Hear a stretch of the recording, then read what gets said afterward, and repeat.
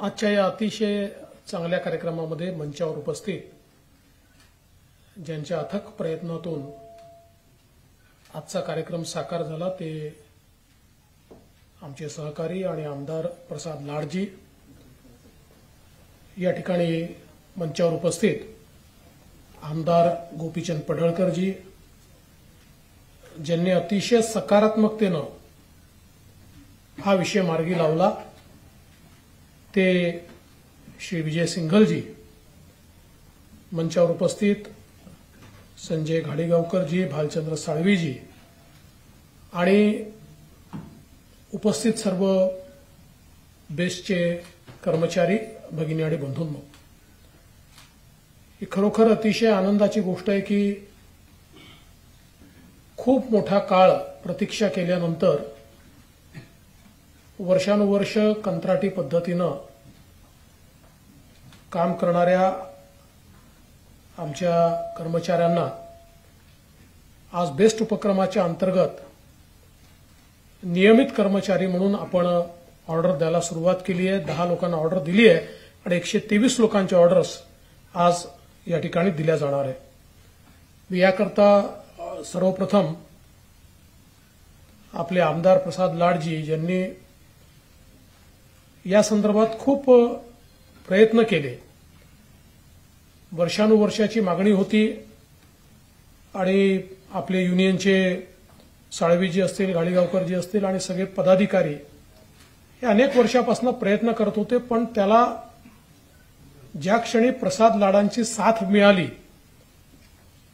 त्यातनं खऱ्या अर्थानं प्रशासन देखील पॉझिटिव्ह झालं आणि श्री विजय सिंघल यांच्यासारखे एक सकारात्मक अधिकारी आल्यामुळे आणि इकबाल सिंग चहल आपले आयुक्त यांनी देखील सकारात्मकता दाखवल्यामुळे आज हा कार्यक्रम या ठिकाणी होतोय। खरं म्हणजे मी असं म्हणेन की वर्षानुवर्ष आपली मागणी होतीच, पण मी कोणालाही दोष देणार नाही, पण नेत्यांच्या 2 कॅटेगरी असतात। एक कॅटेगरी अशी असते की वर्षानुवर्ष झुंजवत ठेवलं तर लोक आपल्या पाठीशी राहतात आणि म्हणून कधीच त्यांचं काम करायचं नाही, केवळ आशा दाखवायची।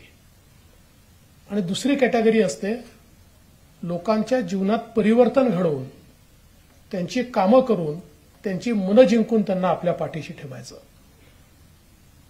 आता पहिल्या कॅटेगरीतले कोण होते मी हे सांगणार नाही, कारण आपण 16-17 वर्ष झुंजत होतात, पण दुसऱ्या कॅटेगरीतले प्रसाद लाड हे मात्र मी निश्चितपणे या ठिकाणी सांगतो।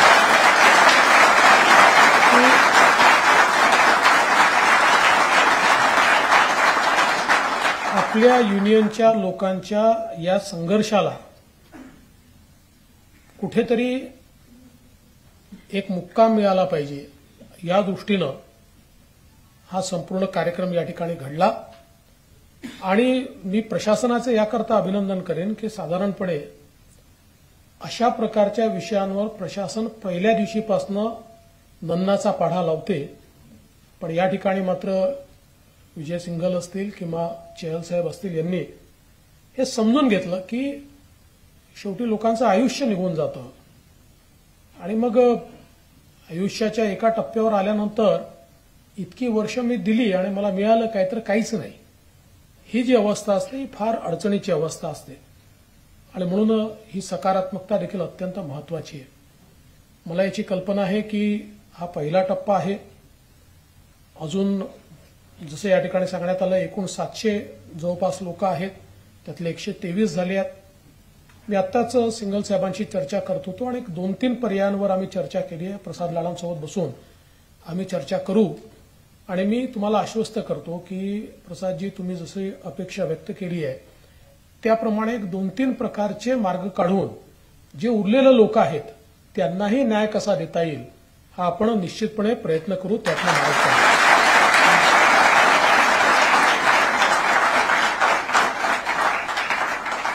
आपण जर साधारणपणे बघितलं असेल तर सातत्याने आपलं मागचंही सरकार आणि आता माननीय मुख्यमंत्री शिंदे साहेबांच्या नेतृत्वातलं सरकार हे एक प्रकारे प्रो कर्मचारी आहे। कर्मचाऱ्यांच्या अडचणी समजून घ्यायच्या, त्यातनं मार्ग काढायचा. कधी कधी आपली हतबलता होते. याचं कारण काही सुप्रीम कोर्टाचे आदेश असतात, काही हायकोर्टाचे आदेश असतात, त्यामुळे मग त्यातनं मार्ग काढावे लागतात. पण शक्यतोवर जे आपले कर्मचारी आहेत यांना सर्व प्रकारची सोशल सिक्युरिटी मिळाली पाहिजे, हे सगळ्यात महत्वाचं आहे. कारण प्रत्येक व्यक्तीला आपल्या जीवनामध्ये आपल्या परिवाराला एक आर्थिक सुरक्षा मिळाली पाहिजे. किमान जगण्यापुरतं काही ना काही मिळालं पाहिजे, अडचणीच्या काळामध्ये मदत मिळाली पाहिजे, आपल्यानंतर आपल्या मुलांचा किमान ते मोठे होतपर्यंत कल्याण करता आलं पाहिजे. अशा प्रकारच्या भावनेत सगळे कर्मचारी हे काम करत असतात. आणि म्हणून आपण आज हा प्रयत्न करतोय की मोठ्या प्रमाणात असे जे सगळे कर्मचारी आहेत यांना काही ना काही आपल्याला त्या ठिकाणी मार्ग काढून मदत करता आली पाहिजे. आपण सरकारमध्ये देखील विशेषतः असंघटित क्षेत्रामध्ये जे कामगार काम करतात, तर माननीय आपले प्रधानमंत्री मोदी साहेबांनी ई श्रम पोर्टल तयार केलं आणि या ई श्रम पोर्टलवर महाराष्ट्रामध्ये आता आपण जवळजवळ 2.5 कोटी असंघटित क्षेत्रातले कामगार हे त्याच्यावर नोंदीत केले आहेत. आणि आता या सगळ्या नोंदीत कामगारांकरता आपण त्या ठिकाणी एक सामाजिक सुरक्षेचं महामंडळ तयार केलेलं आहे की ज्याच्या माध्यमातून जे लोक आज असंघटित क्षेत्रामध्ये आहेत, अगदी शेतमजुरापासून तर शहरातला हातठेलेवाला असेल किंवा कुठली मजुरी करणारा असेल इथपर्यंत, म्हणजे सगळ्या कॅटेगरीज, म्हणजे अर्धकुशल, अकुशल पासनं तर असंघटित क्षेत्रातले कुशल कामगार देखील. आणि आपण हा प्रयत्न करतो की एक 14 फॅसिलिटीज वेगवेगळ्या या कशा देता येतील, म्हणजे अगदी त्यांना सगळ्या प्रकारची सामाजिक सुरक्षा, म्हणजे मग त्या ठिकाणी त्यांना विम्याचं कवच देण्याचा विषय असेल, आरोग्याची सेवा त्या ठिकाणी देण्याचा विषय असेल, मुलांच्या शिक्षणाला मदत करण्याचा विषय असेल, अकाली मृत्यू झाला तर मदत करण्याचा विषय असेल, किंवा पलीकडच्या काळामध्ये पेन्शन किंवा नियमित त्यांना ते ज्यावेळेस काम करू शकणार नाहीत, कारण असंघटित कामगारांना तर रिटायरमेंट नाही आहे, त्यामुळे ते जेव्हा एक एज अशी येते 60 वर्ष किंवा काय, की बाबा तेवढ्या जोमानं काम करू शकणार नाही, त्यानंतर त्यांना जगण्याची साधनं, असं एक सगळं आपण त्या ठिकाणी आता कार्यक्रम हातामध्ये घेतलाय. लवकरच याची सुरुवात देखील आपण करतो. आणि केंद्र सरकार देखील, माननीय मोदीजींनी देखील या ई श्रम पोर्टलवरचे जेवढे आता श्रमिक आपल्याकडे आपण नोंदीत केलेले आहेत, या सगळ्यांना सर्व प्रकारच्या सामाजिक सुरक्षितता द्यायच्या. अशा प्रकारचं एखाद्याला अपंगत्व आलं, तो काम करू शकत नाही, तो काही सरकारी नोकरीत नाही आहे, त्यामुळे त्याला काहीच मिळू शकत नाही, तर त्याला सरकारी नोकरीत असल्यानंतर जशा प्रकारचे बेनिफिट मिळतात तशाच अनुषंगाचे बेनिफिट त्याला मिळावेत.